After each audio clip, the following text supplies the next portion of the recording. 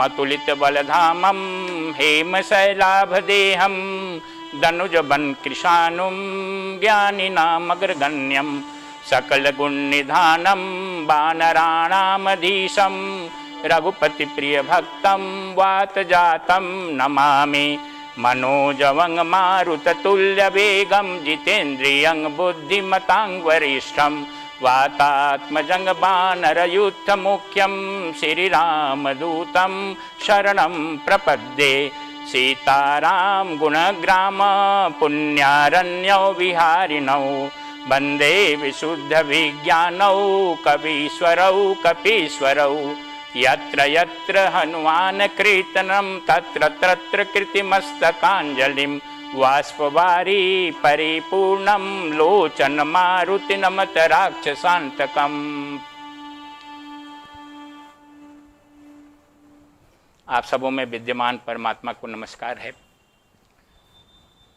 आज के दिन हम लोग भगवान श्री हनुमान के स्वरूप की आध्यात्मिक व्याख्या करेंगे और उनके स्वरूप के माध्यम से क्या संदेश प्राप्त होता है इसके विषय में संक्षिप्त में चर्चा करेंगे। भगवान श्री हनुमान की जो आकृति है वो परमात्मा का जो प्रतीक रूप ओम है उसका प्रतिनिधित्व करता है। भगवान श्री हनुमान उनके शरीर का रंग जो है सिंदूर की तरह होता है, लाल। ये रंग अपने आप में असीम्य ऊर्जा का परिचायक है। आध्यात्मिक शक्ति जो अनियंत्रित है, परमात्मा की शक्ति वास्तव में प्रत्येक जीव में मन और इंद्रियों के माध्यम से क्रियाशील रहती है।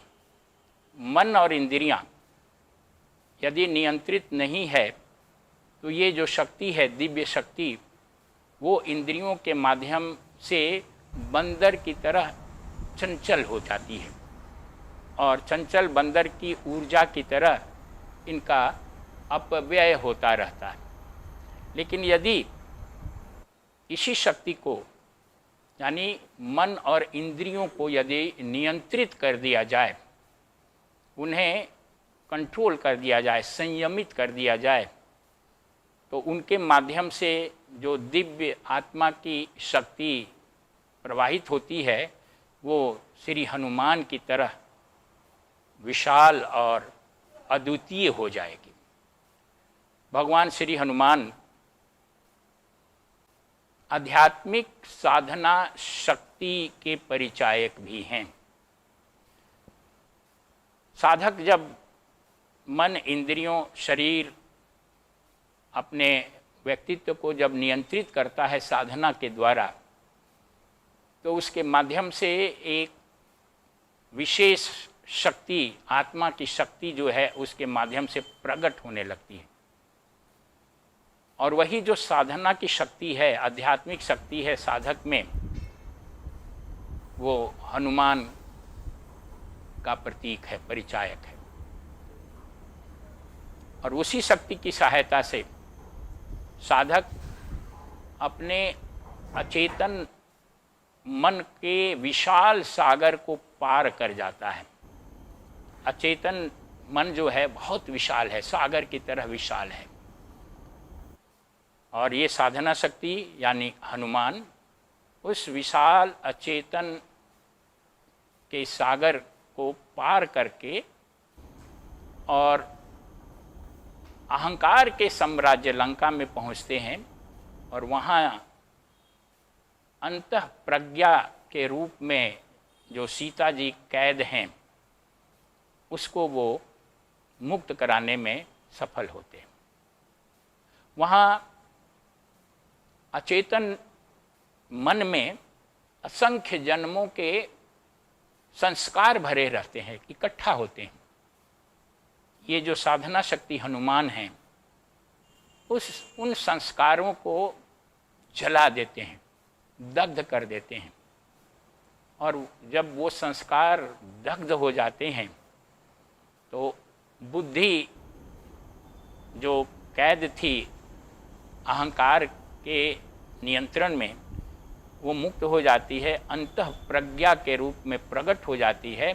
और वो अंतः प्रज्ञा साधक को श्री राम अर्थात परमात्मा तक पहुंचाने में मदद करती है। भगवान श्री हनुमान की जो लीला है वो अद्भुत शौर्य और बहादुरी के कार्यों से भरी पड़ी है। वास्तव में जब साधक में साधना शक्ति उत्पन्न होती है तो उसके अंदर अद्वितीय क्षमता प्रकट हो जाती है, वो महान कार्य करने में समर्थ हो जाता है। और सबसे महान कार्य आत्म संयम है, इंद्रियों पर संयम है, और उनके माध्यम से आत्म साक्षात्कार प्राप्त करना सबसे बड़ी उपलब्धि और सबसे महान कार्य भी है, जो हनुमान की सहायता से यानी साधना शक्ति की सहायता से प्राप्त किया जा सकता है, पूरा किया जा सकता है। श्री हनुमान को प्रसन्न करने के लिए, आह्वान करने के लिए जो मंत्र है, बहुत सारे मंत्र हैं, लेकिन जो प्रमुख मंत्र है ओम श्री हनुमते नमः। इस मंत्र के श्रद्धा और भक्तिपूर्वक जाप से साधक को सभी विघ्न बाधाओं पर विजय प्राप्त होती है। उसके अंदर आध्यात्मिक और भौतिक शक्ति उत्पन्न होती है, और इस मंत्र के प्रभाव से साधक आत्म साक्षात्कार के परम लक्ष्य को प्राप्त करता है। तो इस प्रकार से